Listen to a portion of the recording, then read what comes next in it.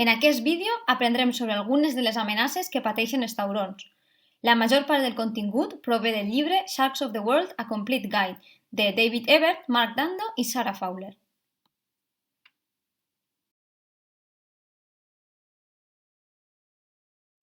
Hi ha al voltant de 500 espècies de taurons en tot el món i es poden trobar en tots els hàbitats de l'oceà. En aquesta pàgina web, anomenada Marine Traffic, pots veure en temps real quants vaixells hi ha ara mateix en la mar. Ens mostra que encara que els taurons es troben en tots els oceans, els humans també, i la presència d'aquests vaixells pot ser un perill per a ell i altres espècies marines a causa de la contaminació acústica, les col·lisions i les pesqueries. Sobre les pesqueries n'hi ha de diferents tipus, incloent-hi la industrial, l'artesanal i de subsistència. Els peixos pescats per aquest tipus poden ser com a espècies objectiu o com a pesca de captura accidental o bycatch. Les pesqueries de taurons com a espècies objectius són aquelles que capturen i desembarquen específicament taurons. Per contra, la pesca accidental és la que ocorre quan es busquen altres espècies.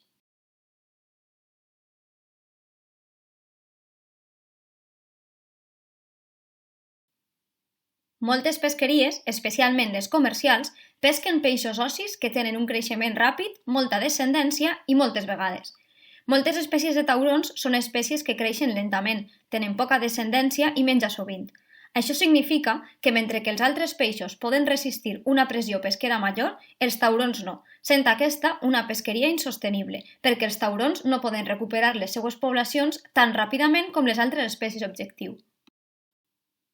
La pesca d'arrossegament és un tipus de pesca en massa que captura com a espècies objectius aquelles que viuen en el fons, com alguns peixos o carrancs, arrossegant una xarxa pel fons de l'oceà. Per desgràcia, aquest mètode pot ser molt destructiu, perquè quan un art de pesca...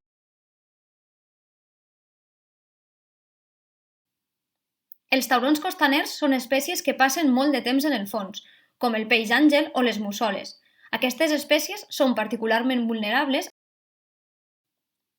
El tresmall és com una paret o una cortina de xarxa que es penja en l'aigua. Poden estar en la columna d'aigua, anomenant-se xarxes de deriva, o col·locar-se en el fons de la mar, sent xarxes d'art de fons.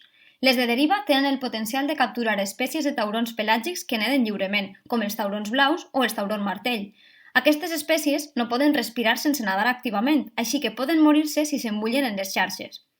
Les xarxes d'art de fons poden capturar espècies de fons, com el cassó. Un altre problema amb les xarxes és que es poden separar del vaixell i perdre's en la mar.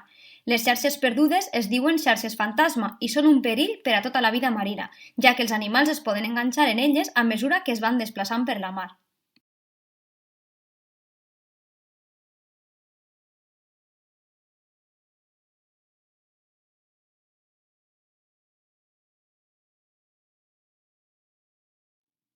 El palangre és una tècnica de pesca que utilitza una línia principal llarga amb hams amb un esquer. Aquesta tècnica és menys nociva per als hàbitats oceànics que les xarxes, però com totes les arts de pesca, també està la qüestió de la pesca accidental. Depenent de la profunditat a la qual s'establisquen, poden pescar taurons bou, llanterna, solraig o taurons blau.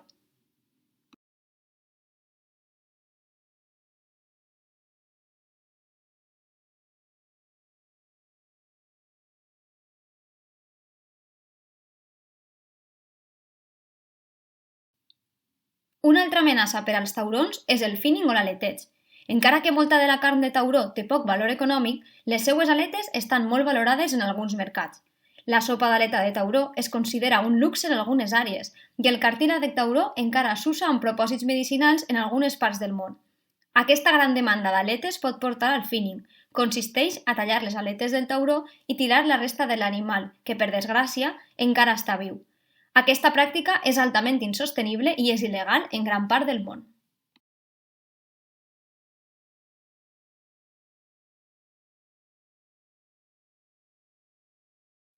Encara que les pesqueries representen una gran amenaça, els taurons i les ratllades també estan amenaçades pel canvi climàtic, la pèrdua d'hàbitat i la contaminació costanera. La sobrepesca pot causar una pèrdua de preses importants per als taurons i les ratllades. A més, les activitats humanes estan provocant una gran...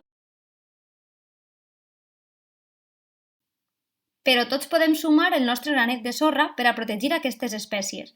Pots ajudar a intentar triar menjar d'origen sostenible. recollir qualsevol fem que trobes a la platja i no comprant allò que no necessites, per així reduir les emissions, ja que contribueixen al canvi climàtic i al calfament dels oceans.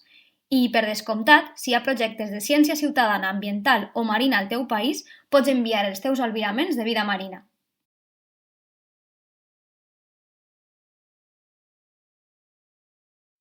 Gràcies per escoltar-nos i gràcies al programa Erasmus Plus per finançar